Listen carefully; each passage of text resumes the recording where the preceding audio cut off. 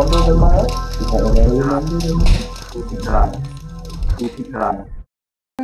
trying to tell a story that about the human body and this intimate relationship we have with technology. So and that I consider machines and devices, that I consider them all extensions from the body, and but at the same time I also consider the human body as a machine. So I'm talking about this actually in a way, I think, in general. And also that, well, these days we can really change our bodies and we can sculpt it, you know, with plastic surgery and everything. And that with that, the body becomes an extension of the mind, of the ideas we have in our head. And then, so I just, yeah, that's, I think more or less, yeah, I'm just totally, I just love to work. And it's just, so I don't have to tell myself. It's just, oh, I want to work. You know, working is like playing around also, because it's not that all the time I'm thinking about the story, or that, you know, it's not all the time like I have to tell a story. No, it's just a general fascination I have, and I, of course, always I look around and I notice, and my eye, how you say that, just drops on things, and you know, and after a couple of years you discover, you know, what your total fascination is in life. Yeah, okay. So the work comes out of this fascination, but it's also a big part of it while I work. It's that I don't want to think too much, because it's also great just to work and just, you know, and when I start working, I never have this clear image in my head, like, oh, I'm going to do this, I'm going to make this, and I make a drawing, it's going to look like that. I have a starting point, maybe something like this, and then I just try out. But it's a lot of it is playing around with materials, and a lot of things also happen by accident, and you just, you know, it's great when you're sort of looking at, you see something there, and then you think, oh, but if I do, maybe then, and then, you know, if I have a clear image, sometimes I start, and then it's never good, you know, it's boring. And it's always the sort of the magic that happens on the way. It's nice to switch, you know, you do something, and then you think, and then you look, and then you need to think, of course, you know, is this okay? Because sometimes also nice things happen, but then I think, no, it's too much, or, you know, have to let go. Kill your darlings also sometimes. But, you know, so it's a switch between thinking in your hands and, you know, between the mind and body. It's nice. I'm really, really happy when I'm alone in my studio and I have my music on and I just, you know, work. What kind of music? Oh, really, everything actually. Film music, pop music, sometimes classical. Okay. You know, right now I'm totally into Rufus Wainwright, and you know, it can be anything. Okay.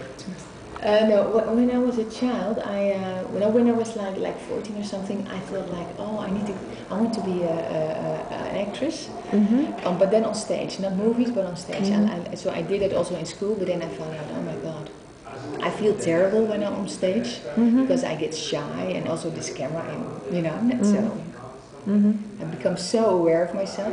So then I don't know how it happened, but somehow, because when I was a little kid, I also worked with beads and silver wire, and I made all these little things. Okay. And somebody just, oh yeah, there was this mother of a friend, and she was a goldsmith. And then I saw it with her, and then I thought, oh, that could be nice too.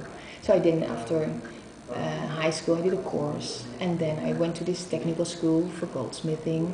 And then I discovered, oh, there's also an art academy, and so after that, yeah, it was quite clear, it was a good choice. No, I like to put my work out, and I like to be, you know, I don't need to be, it doesn't need to be me as a person, but my work, it's good, you know.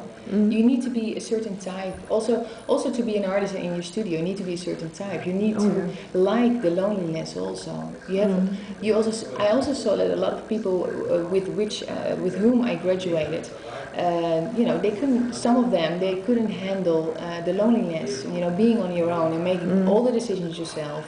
And you know, you need to be the type for it. Not everybody likes it also. It can also be boring probably. Yeah, some people are more team players. Yeah, so if you're a team player, if you're need alone, a team, yeah.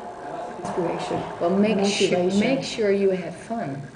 Make sure you try to become, if you don't have any inspiration, try to become aware of your fascination, your fascinations maybe. Try to find that thing that sort of defines you, that makes that's typically you in a way, or fascinating you, or what is it that you always, that's what I tell to students also. What is it that you always look at? What are the things in life that you're interested in, or what movies, or whatever? It can be anything: books, articles, newspapers. You know, try to find it and have fun with it. You know, it's very important to play. That's also what I say. Have fun. So Well, to be really well, I think good. that's the best way to do it, because there are other sides to being an artist. You know, you also have to do your administration. You have to deal with galleries, and it can be sometimes really difficult. You know, or people send back your work and it's broken or whatever, and you really have to deal with those things. You know, try to get your right or whatever, or insurance shit or whatever. But as long as you have fun in the other thing, you know, and you know, then it's in balance.